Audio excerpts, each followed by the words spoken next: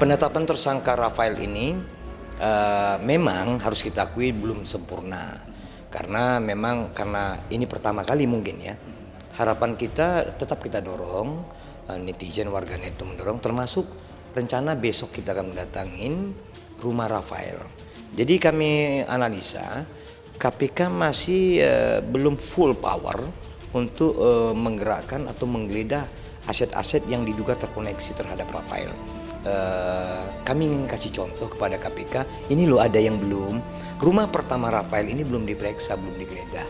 Jadi bersama-sama kekuatan netizen nantinya masyarakat Indonesia, kami akan coba menunjukkan ke KPK, ini loh Pak, ini loh Bu, tolong digeledah. Rumah ini adalah rumah yang mahal, yang masuk dalam LHKPN yang 56 miliar itu, dan perlu kita ketahui utamanya aparat penegak hukum KPK, rumah ini nyaris mempunyai hubungan yang baik terhadap satu bank besar yang kecenderungan ini bermasalah dalam konteks program pengampunan pajak yang dicanangkan oleh Pak Jokowi itu.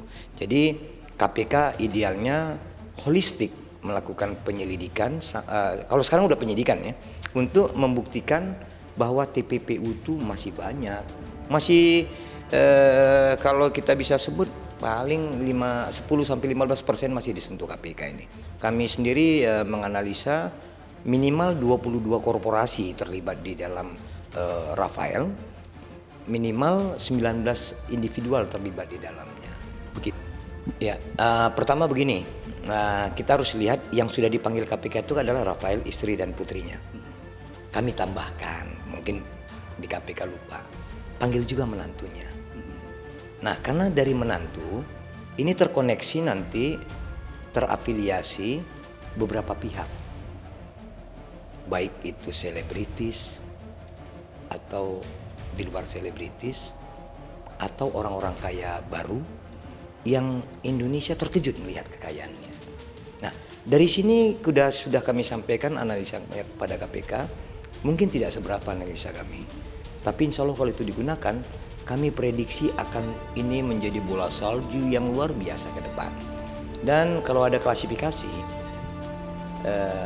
Rafael adalah sumbu, dia sentrum.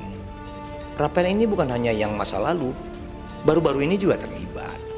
Nah, jadi kami sudah sampaikan kepada KPK, penyebutan masuk dalam upaya culas program pengampunan pajak ini paling luar biasa besar. Maka kalau disebut apakah Rafael punya geng? Punya. 2 orang ada pejabat tinggi eselon 1 di Kementerian Keuangan. Nah, kita nggak usah sebut inisial lagi lah ya. Tapi ciri-cirinya adalah 2 orang ini terlibat dalam konteks pengampunan pajak yang dihubungkan oleh Rafael. Jadi kalau kita perhatikan, tentu skema untuk mencuci ini orang-orang pintar. Tapi percayalah, sepintar-pintar manusia, jika aib sudah dibukakan olehnya, kepintaran itu nggak ada artinya gitu. Apalagi publik kita sangat konsisten ingin mengawasi para penyelenggara negara ini. Kalau kita perhatikan, yang dilakukan Rafael mencuci ini dari mulai keluarga inti, artinya satu darah berdasarkan perkawinan, meluas kepada teman seperti Kepala Kantor Pajak Jakarta Timur yang istrinya terkonsentrasi itu dengan istri Rafael. Ini unik. Bahkan nanti kalau kita lihat alurnya, ini terkonsolidasi kepada saham-saham yang ditempatkan sampai kepada dari Virgin Island. Nanti kita lihat di situ. Nanti terkoneksi lagi nanti dengan perusahaan yang bergerak di bidang pertambangan, tapi lebih besar dengan konstruksi. Nah, itu banyak sekali. Nah, kalau disebut Anda menganalisa seperti apa? Indonesian Audit Watch menganalisa berdasar data-data yang ada pada publik, yang bisa diakses siapapun. Cuman mungkin kami mempunyai kelebihan hanya soal sing sabar gitu ya. Sabar melihat satu lembar ke lembar berikutnya. Sebab akses ini terhubung kok di data internet saat ini ya. Terbuka sekali. Kalau kita perhatikan, tidak ada yang tidak kita hargai. Langkah KPK ini keberhasilan besar. untuk menemukan model baru. Tinggal bagaimana model ini diisi, di-create oleh mereka agar memberikan dampak yang luar biasa. Agar efek jera terhadap penyelenggara negara yang akan mengisi LHKPN itu tidak lagi dengan cara culas, dengan cara yang tidak benar, dengan ala kadarnya. Dia harus mengasumsikan penyelenggara negara bahwa LHKPN ini adalah bagian dari dirinya untuk mengabdi kepada masyarakat, gitu.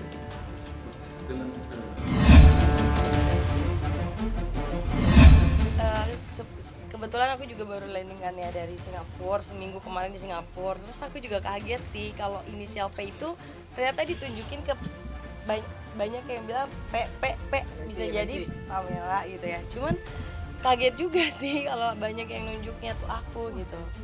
Aku juga kaget sih. Dan kami bukan mau membuat berteka-teki atau membuat repot, tapi tolong dipahamilah, kami menghindarkan jerat hukum untuk tidak mudah dilakukan hal-hal yang buruk, padahal kita sedang membongkar keburukan. Nah, keburukan pun kita bongkar bukan untuk menistakan pelaku, tapi ingin membuat efek jera terhadap orang berikutnya di waktu yang akan datang. Nah, makanya sistematika teman-teman di Indonesian Audit Watch adalah inisial itu pun tidak kami buat lengkap. Kalau aparat hukum umpamanya namanya Abdi Bangsa Indonesia, itu disingkat oleh mereka ABI. Kalau kami Abdi Bangsa Indonesia, kami akan singkat menjadi A, supaya ya celah-celah yang dituduh hendak menyatakan kami menuduh, mendiskreditkan tuh bisa hilang, karena niat kami bukan seperti itu. Kami ingin menuntun aparat hukum kepada A ini. Nah, soal bagaimana A menjadi BI itu biarlah aparat hukum. Toh kami sudah membuat kisi-kisi membantu dari perspektif masyarakat, perspektif yang kami punya. Cuman kaget aja sih banyak yang nunjuknya ke inisial P kok pada ngeteknya ke aku gitu ya. Aku juga kaget sih. Ya kaget juga sih, banyak yang bilang dek emang kayak gini ya, pada nanya-nanya kayak gini ya. Aku cuma bisa bilang ya itu mah kan cuma di berita doang. P itu kan banyak depannya, ada siapa, aku nggak bisa sebut ya nama-nama depan artis siapa P, cuman banyak gitu. Terima kasih Mbak PS, Mbak luar biasa mau memberi respon, walau sesungguhnya kami mengungkap sesuatu hal bukan kepada pribadi Mbak PS, kami mengungkap kepada pribadi P, bukan PS. Jadi kalaupun umpamanya Mbak PS merasa ada kontrak yang terafiliasi atau digunakan jasanya oleh pemilik-pemilik skincare atau butik atau pet shop, mungkin kami mau diajak diskusi mempelajari kontrak-kontrak itu. Karena ke depan jika kasus ini sudah diproses oleh aparat hukum KPK, tentu akan membuat lelah teman-teman selebritis atau YouTuber tersebut. Jadi sekali lagi Mbak PS, kami tidak menyebut nama Mbak, kami menyebut inisial P. Sampai malam ini kami masih bersikukuh secara hukum menyebut nama P, bukan nama P lain-lainnya, begitu. Oh ya, kalau kita lihat bahwa nama sementara baru P, tapi kayaknya berkembang nanti. Dalam kaitan LHKPN, kami mengharap peran dari teman-teman infotainment ini agar menyampaikan kepada netizen kita, warganet kita, mari sama-sama mendorong KPK agar perilaku-perilaku buruk menggunakan uang negara yang membuat orang seperti dalam keadaan terhormat, sesungguhnya mereka adalah perampok kehormatan rakyat itu. Jadi kita tidak suka juga dengan orang yang seakan-akan menjadi orang baik, orang yang murah hati, berlebih seperti yang lebih dari kita rezekinya. Padahal sesungguhnya rezeki mereka itu adalah uang-uang hitam yang dicuci sedemikian rupa. Jadi untuk inisial P, Mbak, mari kita sama-sama mempelajari kontraknya. Mana tahu dari kontrak itu Mbak bisa menuntun nanti ke KPK bahwa benar nyata ada keluarga gubernur yang membangun pada kurun waktu tersebut, sehingga KPK mudah untuk mendeteksi sumber uang mendirikan skincare itu, karena itu biayanya lumayan besar. Hitungan kita 20-26 miliar dibutuhkan untuk mendirikan skincare yang mumpuni supaya bisa mendapatkan pasien-pasien yang berbayar mahal, kurang lebih begitu. Itu pendirian skincare oleh seleb atau YouTuber itu dihadiri oleh kurang lebih 4 istri gubernur. Itu beritanya ada, terbuka kok.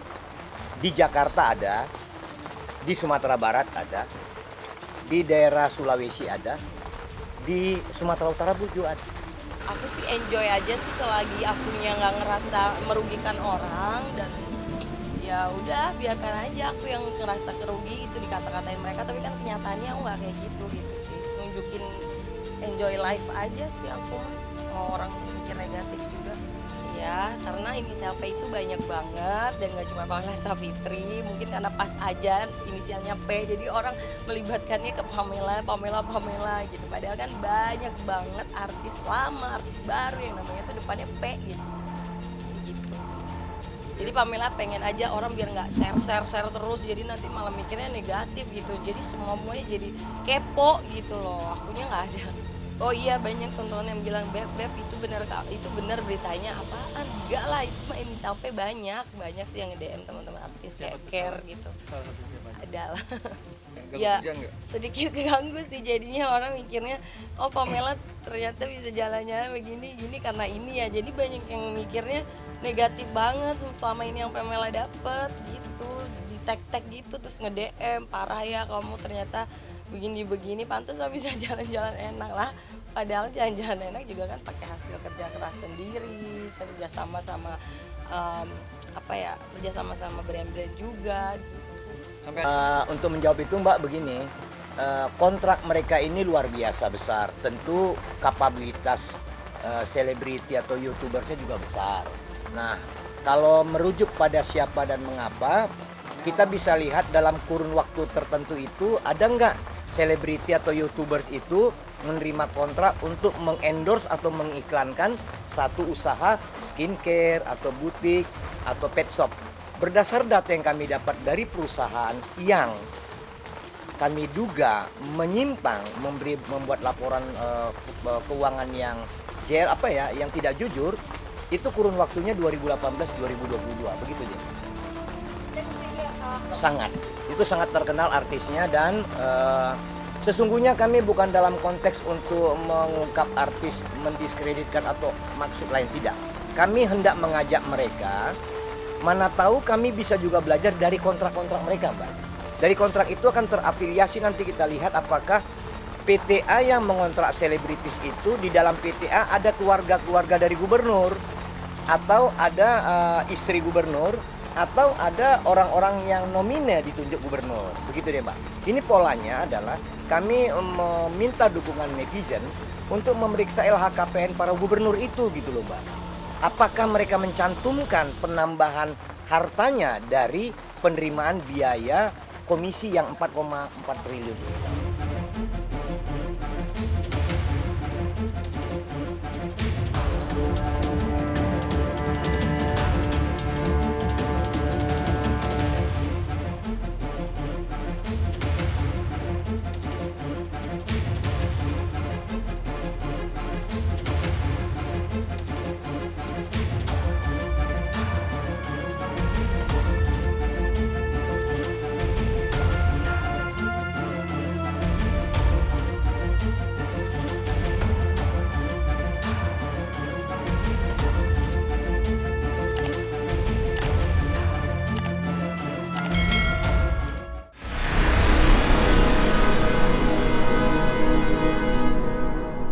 Jadi jangan lupa untuk subscribe Cumi Cumi. Ditekan ya tombol lonceng merahnya.